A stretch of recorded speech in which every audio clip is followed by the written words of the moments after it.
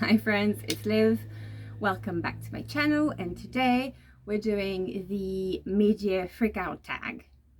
I'm on my 20th book of the year at the moment. It's a few books behind my goal for the year, and definitely behind what I usually read, but this year has been insane. So taking it slow, going through the ones that are the most urgent at the moment. I read a total of 7,240 pages, and they were mostly 4 stars. 10 of them were 4 stars, 5 stars, 3 stars, and 1 2 stars. So the first question is the best book I've read so far in 2022. My only 5, well, they say it says 5 stars, 5 stars, but it's because you can't put 0.5 on Goodreads, otherwise they're almost all 4.5. The only 5 stars I've given is the 10,000 Doors of January, but I will include the 4.5 stars as well because they were just that far from making it to 5 stars. So we have Castle in Their Bones, Travelers Along the Way, and the previous one I finished was Elektra, and I was very much moved, and it's definitely like 0.25 away from a 5 stars. Best sequel of the year, I have not read a single sequel this year. They were all first books of a trilogy or a duology. No sequels so far. Oh no. That doesn't look great. Well, excuse me, everything fell down. So, what was I saying? New release that I haven't read yet but want to. An absolute ton that I have on my TBR cart and need to get to. I have the Merciless ones, the sequel to the Gilded ones, Blood Cyan, and I'm still waiting for the package that has Juniper and Thorn, Hell Followed With Us, This Vicious Grace, and The Final Strife. Most anticipated release for the second half of the year. I cannot go over all of them, but to just give a few. The Darkening, obviously, as everybody else, Babel. The First Binding, Ballad of Never After, The Dragon's Promise, and Golden Enclaves, so a couple of sequels and a last book of a trilogy. Biggest disappointment of the year, I'd have to go with Milk and Honey.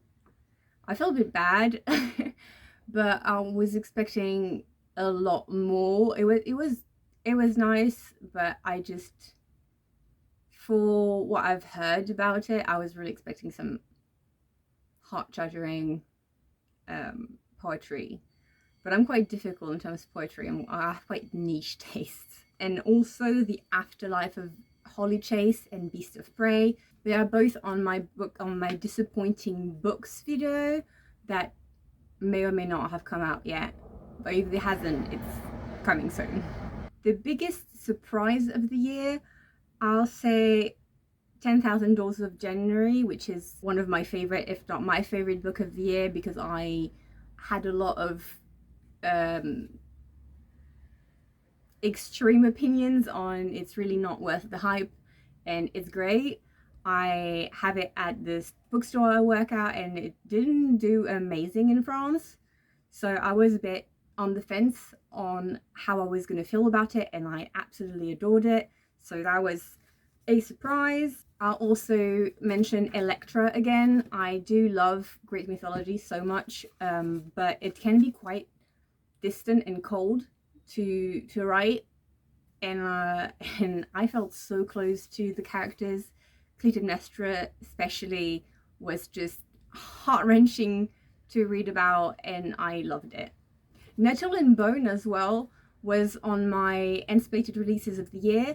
I think it was on the releases that had potential but could also be a flop, and I expected them to be more of like 3.5 and it was a 4.5. It was great. I loved it. For the new favorite author, either new to me or a debut author, I have Laura Sebastian, that I had never read anything from before, and because I love Castle on Their Bones, they are now on my watching list, as well as T. Kingfisher after Nettle and Bone, and Sarah A. Mueller for the Bone Orchid, that I really like the writing of, so I'll be on the lookout for any new book. For a newest fictional crush, I don't think I have any.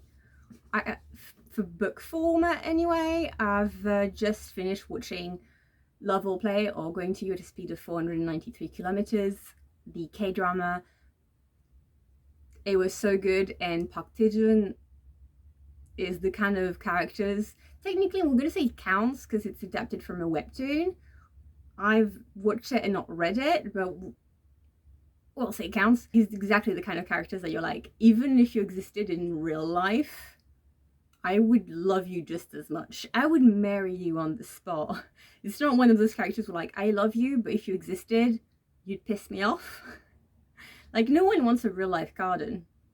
I love him, but imagine what a mess he'd be in real life. Tae-joon is a keeper. New favorite character, I don't think there's any that particularly stands out to me, but I guess because it's really fresh in my mind, reading Elektra, Clytemnestra would be one of them. Question 10, a book that made me cry. I believe that I might have cried on 10,000 Doors of January, but it was back in January, and I've slept too many times since then to remember properly, but I did cry reading Elektra. A book that made me happy, Travelers Along the Way. It was just such a breath of fresh air. I loved it. It was funny. It was just that kind of like, a lot of things happen, but it feels chill. It has the best atmosphere. Question 12, the most beautiful cover that I've bought so far this year. And for this, I'd have to go Daughter of the Moon Goddess. I'll have to go with Daughter of the Moon Goddess. The light is hitting just right. Elektra, that I've just finished, probably #1 of the year, The Girl Who Fell Beneath the Sea. That edition is just so gorgeous.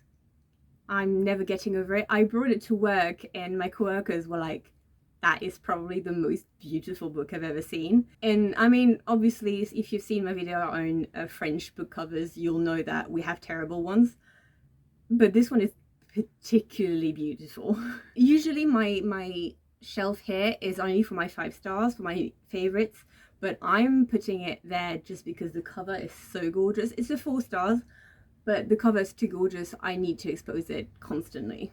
And for the books I need to read by the end of the year, I mean, all of the anticipated release of the second half of the year are obviously in it, but for the already out that I need to get to, I'll mention the Bone Child Daughter that I already have on my TBR cart and I still haven't gotten around to reading it. The Burning God, the last one of the Puppy War, because it's probably gonna destroy me and I'm scared.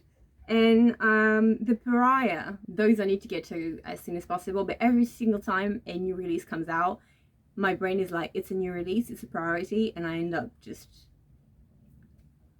filling up that cart. And it's been my priority lately to just empty it as fast as possible.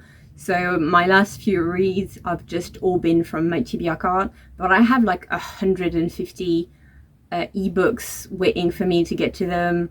The new releases at the same time. It's just, without even counting the fact that since I got back into working at a bookstore, I've been buying way too much manga. I've always been a massive manga fan and I have quite a large collection, but I was kind of not keeping track of the new releases, and now that I see them coming into the shop constantly, it's not good. It's not good. It's good for my heart, but it's not good for the rest. Well, that's it for the video. I hope you enjoyed and I hope to see you again soon.